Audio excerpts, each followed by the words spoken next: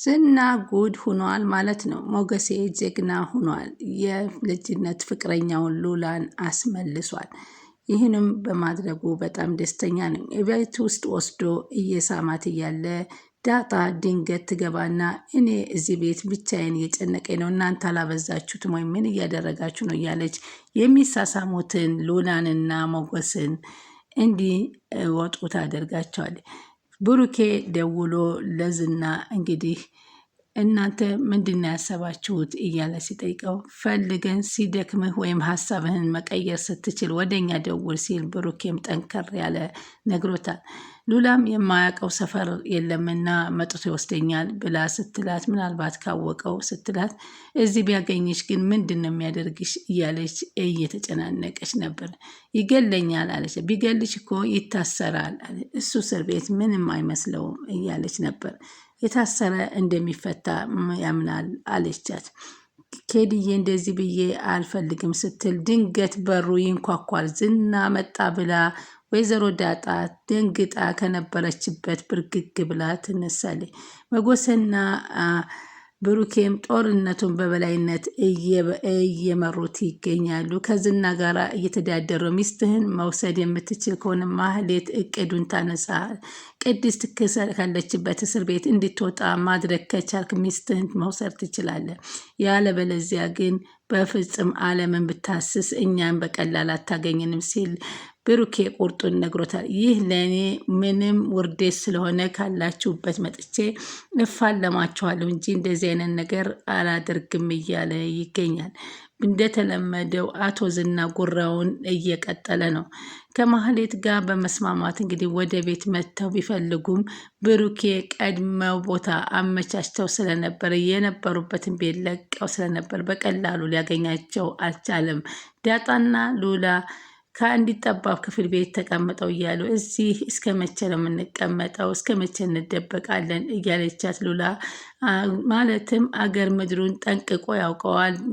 በዚህ ሁኔታ ከሆን ያወሩ እያሉ ድንገት የበሩ በር ይንኳኳል። በዚህ ማን እንዳንኳኳቸውን ባይታወቅም ዳጣ በጣም ዝና ነው ገደለኝ እያለች ፍርሃት ለድንጋጤ ውስጥ ገብታ ነበረ። ሉላም አይዞሽ ከሞትንም አይዞሽ ነው እያለቻት ነበር። አትደንግጪ ስትላት ለማበረታታት እየሞከረች ነበረ። ሰላም ወደ ቻናሌ ተከታታይ ሰላማችሁ በያላችሁበት ይብዛልኝ። ለቻናሌ አዲስ የሆናችሁ ሰብስክራይብ፣ ላይክ፣ ሼር አድርጉ። አሁን ምሳሌ ክፍል 49ን ይዘንላችሁ ባለፈው እንደተመለከትነው ብሩኬና ሞገሴ ሉላን ለማሸፈት በሄዱበት ሰዓት እሷም ደግሞ ዝና ከኋላ እየተከተላ ስለነበረ በሩን ከፍቶ ይከተለኛል እያለች ተጨናንቃ ነበረ። እሱም ዝም ብለሽ ውጪ ሞገሴ፣ ወደኋላ እንዳታፈገፍጊ፣ የጀመርሽውን ነገር ሩጫ ቀጥይበት፣ እኛ መኪና ይዘናል እንቀበልሻለን፣ ከመንገድሽ እንዳትሰናከይ እያለ ሲመክራት ሉላም አምሩጣም እየሮጠች እንግዲህ ከነሱ እቅፍ ስትገባ በሌሊት መኪናቸውን አስነስተው ወደ ብሩኬ ቤት ሄደዋል። በዛም በኩል አጅሬዝና ሚስቱ ከእጁ ስላመለጠችው እየተበሳጨ እየተናደደ አስፓልት ድረስ ሩጫ መሄድ፣ ከዛ እግሩን መደብደብ፣ መሬት መደብደብ እንዲሁም ራሱን ለማሳት ሁሉ ድረስ እንዴት ቢደፍረኝ ነው ሚስቴ ሊነጥቀኝ ነው የመጣው፣ በዚህ ችዮቱ አትኖራትም፣ ሞገስ አሳየዋለሁ እያለ ሞገስም ከዚህ ስንት ጊዜ በኋላ የሚወዳትን ፍቅረኛው ሉላን ስላገኘ በጣም ተደስቷል። ወደ ብሩኬ ክፍል ለብቻ በመጠቀም 10 ዓመት ውበቷ እንደተቀየረ ለሱ ስትል ብዙ መስዋዕትነት እንዳደረገችው እየተገላለጹ ነበር። ይህ ትክክለኛ ውሳኔ እንዳልሆነና የመጣበት መጋፈጥ እንደሚችል እየነገራት ነበር። አሁንም የምትወደኝ ከሆነ ወደ ዝና እንዳትመልሰኝ ጥረት አድርግልኝ፣ ካገኘኝ ከባድ ነው ወይም ከሀገር ይዘኸኝ ውጣ እያለች ትጠይቀዋለች። መጎሴ አንቺ ከጎኔ እስካለች ድረስ ለመሰደድ ፍቃደኛ ነኝ፣ እባክሽ አሁንም አትራቂኝ በማለት እንግዲህ የሚወዳት ፍቅረኛው ጋር ሉላ ጋር የሆዳቸውን ማየት ማውራት ቀጥለውበታል። በተለይ የ10 ዓመት ቆይታው ብዙ ህይወቱን እንደመሰቃቀለበትና ብዙ ነገሮች እንደተፈራረቀበት እየነገራት ነበር። እሷ ብቻ ሳትሆን እሱም መከራውን እንደተቀበለ እርስ በርስ መገላለጽ ጀምረዋል። መጎሴም እንግዲህ አሁንም ትወጅኛለች በማለት ይጠይቃት ነበር። ሉላም ለምን ቃል እንደማወጣ ትጠብቃለህ? እኔ አንተ እንደምወድህ ታውቃለህ አይደል እንዴ? እሱም ፍቅሩን ገለጸችለትና ሳመችው። ደስ አለው። በዚህ ሁኔታ ዳጣ ድንገት ሳታስበው ትገባባቸዋል። እነሱም በመደናገጥ ምን አመጣሽ በማለት ተደናግጠው ጠይቀዋታል። እንዴ ምን ማለት ናቸው? እኔ ብቻዬን እኮ እየደበረኝ ነው፣ አሁንስ አበዛችሁት በማለት እንግዲህ ትናገራለች። እሱ ግን ምግብ እንድታበስል አዘዛት። ወደ ውጭ እንድትወጣ ቢያደርጋት በሌላ በኩል ብሩኬ ካክስቷ ቤት ምሳሌን ወስዷ ስለነበር ምላሴ መልሳት እያለ ነበር። እኛ ይሄን ቤት ለቀን መውጣት አለብን፣ አትመልሳት። እዚህ ቤት ዝና ቤቱን ያውቀዋል። ከማህሌት ጋር ተነጋግረው ማህሌት ይዛው ትመጣለች በማለት መጎሴ ትክክለኛ ጥርጣሬ ነበረው።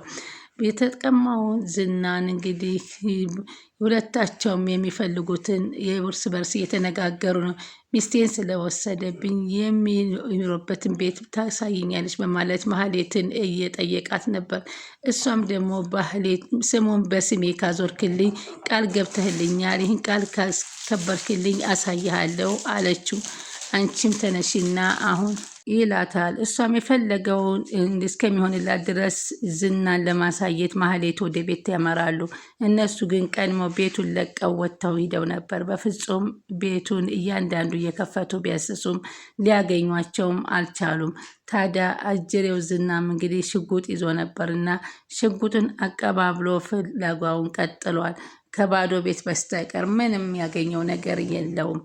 አንዳንድ ክፍሎችም ሲፈልግ ከቆየ በኋላ እዛው ሲደክመው ዘና ብሎ ተቀመጠ። ማህሌትም አሁን እዚህ ቤት ብንወጣ ይሻላል፣ ፖሊስ ቢመጣብን ተጠያቂዎች እንሆናለን፣ ንብረቴን አዘረፈች ብሎ አሁን ሌላ ጣጣ ያመጣብኛል ብሩኬ አለችው። ምንድን ነው ፍርሃት? እንኳን ፈታሽ እያለ ቀጥል አደረጋት። ምን ማለት ነው? ብሩክ እኮ ላይ እንደፈለገችው እንደ ዝና ላይ ግን እንደፈለገች አፏን መክፈት አልቻለችም እና ውስጧ እየተናደደ ዳጣና ሉላም እዛች ትንሽ ጠባብ ቤታቸው ሁነው የሆድ ሆዳቸውን እያወሩ ነበር። ዳጣ ታሪኳን እያወራች እንባ ይተናነቃት ነበር። ከጎዳና ህይወት መወለዷ፣ እናትና አባቷ ማንነት አለማወቃ፣ ለሰዎች ሁሉ ባዮታ ትንኮሳና ጾታዊ ትንኮሳ ያሳለፉትን እያስታወሰ ስታለቅስ አታልቅሺ፣ እኔም ያላለቀስኩ ማን ያልቅስ ሉላ፣ እኔ እኮ ብዙ መከራ አሳልፍ ያለሁኝ አለች። እስካሁን ግን እየሳኩኝ ብዙ ስቃይ በጀርባ ላይ እንዳላት ነገረቻት። ሲያውሽ ግን እንደዚህ አይነት ነገር ያሳለፍሽ አትመስልም። በጣም ይገርማል። የሰው ልጅ ለካ ውስብስብ ታሪክ ውስጥ ተሸክሞ ነው የሚጓዘው በማለት ሉላ ራሷን 10 ዓመት ከዝና ጋር የገፋችውን የስቃይ ዓመት እየነገረቻት ነበረ። ብሩኬና መጎሴ ምን ማድረግ እንዳለባቸው እየተመካከሩ ነበር። ለዝና በመደወል ሚስትን የምትፈልጋት የሆነው ማህሌት እግዱን ታንሳልኝ፣ ክሱን እንዲሁም ምሳሌ ትታከምልኝ እያለ ማህሌት ያመጣችው ሀሳብ ቢሆን ምሳሌ ማገትና እሷን መደራደር ነበረ ሀሳብ ያቀረበችለት። በፍጹም እስከዛ እስከምደራደር ሚስቴን ከመጎሴ ጋር እንድታድር ፍቃደኛ አልችልም እያለ የፈለገ የመጣ ይምጣ፣ ከፈለገ ገብቼ ሚስቴን እመልሳለሁ በማለት ዝና ጭራሽ ተደፈርኩ፣ እንዴት በእኔ ላይ እንደዚህ ያደርጋሉ እያለ ዛቻና ማስፈራሪያ እያሳለፈባቸው ነው። ሚስትህ ከኛ ጋር እንዳታድር ከፈለግ ይሄን ነገር አድርግ፣ ለማህሌት ትእዛዝ ሰጥ፣ እግዱን ታንሳልን፣ ምሳሌ ትታከምልን፣ ቅድስት ከታሰረችበት ትፈታ። ይህን ስታደርግ ስትችል ብቻ ሚስትን ትወስዳለህ፣ የዛኔ ደውልልኝ ይለዋል። ይህንን ላደርግ አልችልም፣ ለዚህ ነው ብላችሁ ከሆነ እንደ መደራደሪያ ሚስቴን የወሰዳቸዋት እያለ ነበረ። ሌላ ቃላት አትሰንዝር፣ ስለማንኛውም ያለን ይሄ ነው፣ ሀሳብን ከተስማማ ከቀየርክ ደውልልን በማለት ብሩክ ስልኩን ይዘጋባታል። ከዛም ቆይቶ በመደወል አሁን ሚስቴን የፈለጋቸዋት ለዚህ ነው ሲል ድጋሚ ይደውላል። ከአንተ የሚጠበቅብህ ማህሌቴን ብቻ እዘዛት ብሎ ብሩኬ ይነግረዋል። ይህንን ነገር ማድረግ አልችልም የማረጋግጥልህ ሲል ዝና ይመልሳል። ካላችሁበት ቦታ ድረስ መጥቼ ልበቀላችሁ እንደምችል ነው ብሎ ስልኩን ዘጋው። ሉላና ዳጣም በዚህ ሁኔታ እንዴት ነው የምንቀጥለው? መጥቶ ያገኘናል እያሉ ሉላ በፍርሃት ተውጣለች። ዝና እዚህ ይመጣል ማለት ነው እያለች እንግዲህ ከዚህ በፊት ያደረሰባትን ስቃይ ስለምታውቅ አሁንም የሆነ ስቃይ ያደርስብኛል በማለት ፍርሃት ውስጥ ገብታለች። በዚህ ሁኔታ እያሉ በር በመንኳኳቱ ማን ይሆን በማለት በተደነጋግጣ ዳጣ በጣም ተደናግጣ ነበር። ሉላም ከተቀመጠችበት ተነስታ አይዞች ተረጋጊ እያለቻትን ዳጣን ለማረጋጋት እየሞከረች ዳጣን ክፉኛ በጣም ተጨናንቃ ነበረ። ይህ ዝና ይሆን ወላ ሌላ ሰው ማን እንደሆነ ያንኳኳባቸው አልታወቀም። ቤታቸውን ቀይረው ብዙ ርቀት ሂደው የተቀመጡትና ዳጣና ሉላ በዝና ቁጥጥር ስር አይውሉም። የሆነ ሰው ምናልባት አንኳኩቶባቸው ወይ ብሩክ መኮሴ ሊሆን ይችላሉ እንጂ ዝና ያን ቦታ አውቆት አይሄድም። ገና ብዙ የሚደራደር ቦታዎች ስላሉ እንደዚህ በቀላሉ አይተውትም። ለማንኛውም እነሱ እንግዲህ ጦርነቱን ቀጥለው ሞገሴና ብሩኬ ጀግና ሆነው የበላይነት እየመሩ ይገኛሉ። ጨዋታው ተቀይሮ ማህሌቱ ንግዱን አንስታ ምሳሌ ወደምትታከምበት ምዕራፍ እየሄዱ ይመስላሉ።